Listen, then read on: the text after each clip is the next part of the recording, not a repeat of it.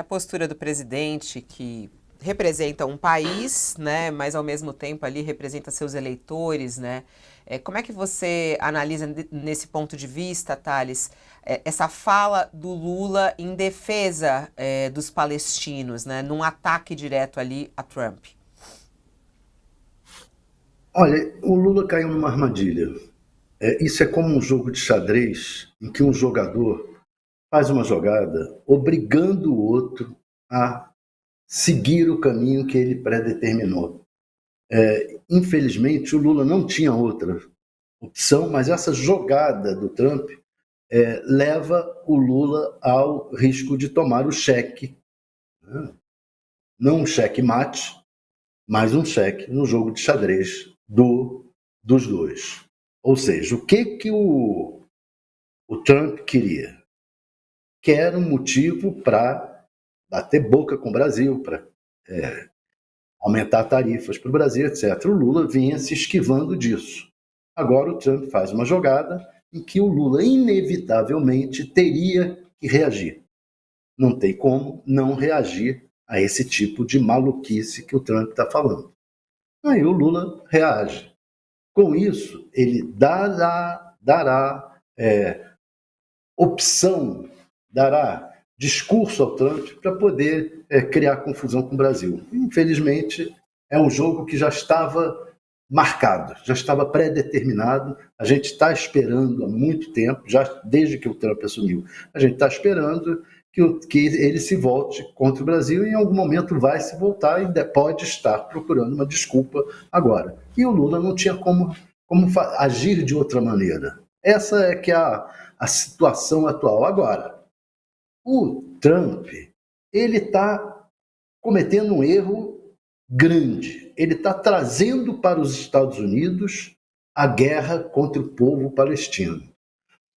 Olha, esse tipo de decisão é muito perigosa. Os Estados Unidos, quando entraram na guerra do Vietnã, achavam que iam acabar com a guerra rapidamente. E se tornou o maior pesadelo do povo e dos presidentes americanos, a guerra no Vietnã, que os Estados Unidos acabaram derrotados. A Rússia, quando partiu para a guerra contra a Ucrânia, achava que em algumas semanas acabaria com a guerra.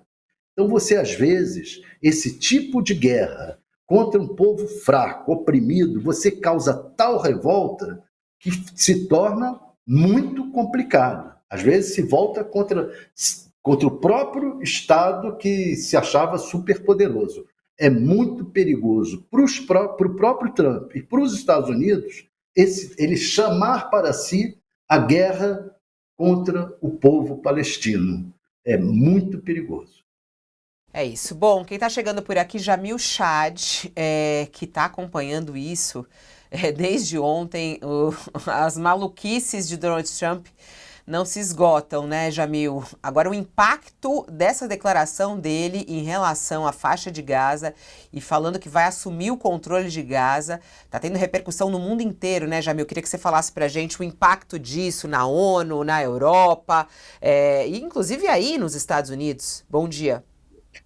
Bom dia, Fabiola. Bom dia, Josias. Bom dia, Thales. Bom dia a todos. Olha, é muito impressionante que o mundo está tão dividido, mas ele parece que se uniu, né, nas últimas horas na condenação à proposta de Donald Trump. Então você tem, nas últimas horas aí, Alemanha, tradicional aliado americano, inclusive que ficou muito em silêncio durante os ataques de Israel em Gaza.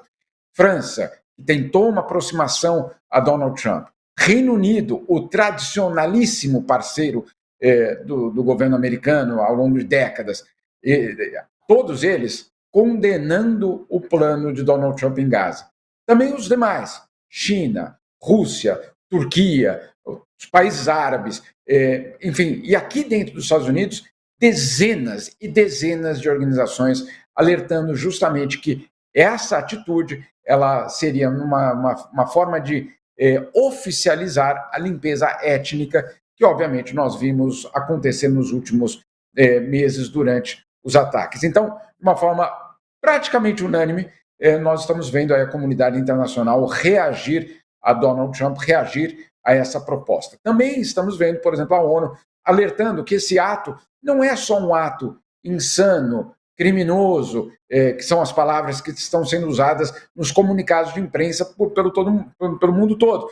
A ONU também alerta, esse é um ato ilegal, não há nenhum tipo de legalidade nesse gesto de Donald Trump. Então, é uma reação enorme, é uma reação mundial e é uma reação que, obviamente, acontece num momento ultra delicado no cenário internacional com várias guerras. O que nós estamos descobrindo, Fabiola, é que aquela ideia que ele falou tanto durante a campanha eleitoral de que haveria paz no Oriente Médio, não é uma paz, é uma imposição, obviamente, de uma certa ordem.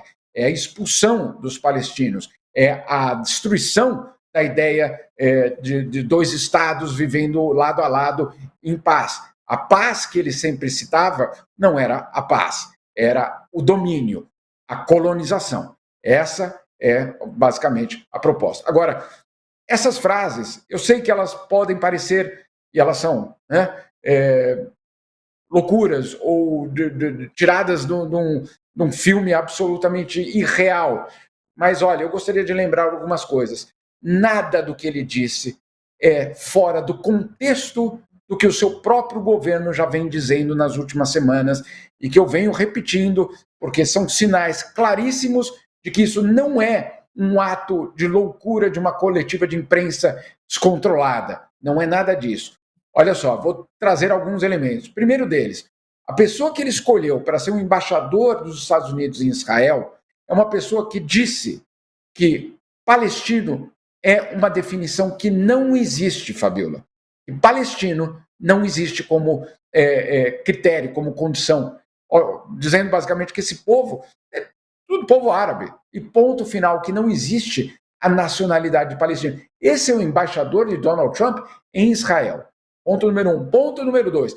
A embaixadora de Donald Trump na ONU, aqui em Nova York, disse durante a sabatina dela no Senado, não é que ela disse numa gravação secreta, não, ela disse isso durante a sabatina no Senado, que ela acredita que Israel tem o direito bíblico a essas terras. O direito bíblico a essas terras. Então, gente, nós não estamos falando aqui de um escorregão numa coletiva de imprensa, de um ato de uma provocação, não. O que existe é um pensamento coerente, não estou concordando com ele, mas eu estou dizendo que esse governo Trump tem um pensamento coerente no sentido, sim, da expulsão dos palestinos das suas terras. Isso não acontece, vamos dizer assim, por acaso, ou como a gente gostaria que fosse só uma loucura. É um plano, esse plano tem muito dinheiro e esse plano tem uma ideologia por trás. Jamil, muito forte isso que você está falando, a gente fica aqui impressionado e com muito medo. É possível frear esse plano? É possível esse plano não entrar? Quando você abriu a sua fala dizendo que o mundo reage e se une contra essas declarações de Trump. E o mundo vai conseguir frear Donald Trump, ô Jamil? Olha, em primeiro lugar, vai depender dos países da região. Se um deles se dobrar essa proposta e aceitar os palestinos, vai ser muito difícil desfazer, vamos dizer assim, esse caos. Por quê? Porque, obviamente, nós temos ali na região 3 enormes aliados dos Estados Unidos: Jordânia, Egito e Arábia Saudita. Os 3 já disseram, não aceitamos. A gente já viu nessas últimas semanas o que é o bullying e a chantagem de Donald Trump. E aí, semana que vem, tem um encontro em Washington fundamental, que é a visita do rei da Jordânia a Washington. E aí a gente vai descobrir se esse eu não aceito é eu não aceito ou eu quero negociar. Então vamos esperar para ver semana que vem como vai reagir o governo da Jordânia. Por que a Jordânia? A Jordânia é um país absolutamente estratégico nessa história. A rainha da Jordânia é palestina. Há uma enorme população palestina na Jordânia. Já existiu uma discussão de que, olha, a história de Palestina não vai para frente, vamos incorporar essa população palestina na Jordânia e bola para frente.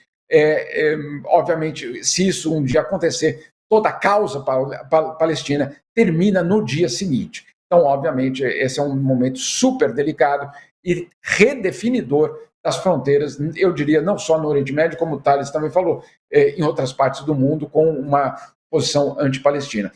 Vamos ver o que vai acontecer nesses próximos dias, mas é definidor. E aí? E a ONU? Gente, vamos lá. O governo americano tem um veto no Conselho de Segurança da ONU. E esse veto foi criado em 1945 justamente para permitir o seguinte, que nenhuma das superpotências, naquele momento, principalmente União Soviética de um lado, Estados Unidos do outro, jamais fosse parado nos seus interesses nacionais por um organismo internacional. Esse é o sentido do veto. O veto quando eu achar que meu interesse nacional exige. Então, infelizmente, não há nenhum tipo de ato que a ONU possa fazer. O que ela pode fazer é, obviamente, espernear, declarar como ilegal, fazer uma cúpula. Inclusive, essa cúpula, nós já anunciamos aqui, em junho, vai ter uma cúpula aqui em Nova York para o estabelecimento do Estado palestino, em junho, convocada pela ONU, co-patrocinada pela França.